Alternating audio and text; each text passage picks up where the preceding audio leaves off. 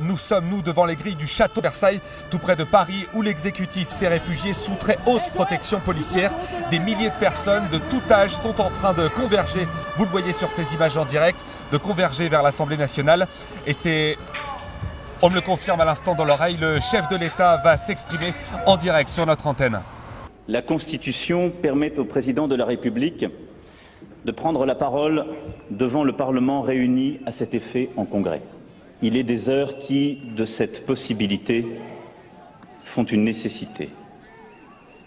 Les heures que nous vivons sont de celles-là. Nous avons fait fausse route. Nous avons préféré le clientélisme, les conflits d'intérêts, tout ce qui relève d'une forme de corruption ordinaire presque impalpable, à milieu des préoccupations des Français. Nous avons préféré la société de la rente à la société de la justice. Et je crois profondément que par ces choix récents, notre peuple nous demande de rendre le pouvoir à ceux qui œuvrent à l'intérêt général et pour la dignité des personnes. Voyons la réalité en face. Les forces adverses continuent d'être puissantes. C'est une véritable révolution. Elle prend parfois les traits de l'optimisme volontaire, d'autres fois ceux d'une colère sincère. Le peuple nous a donné le mandat de lui rendre sa pleine souveraineté. Nous devons partir. Il en est ainsi à chaque période. Lorsque le renouveau s'impose, j'y suis prêt.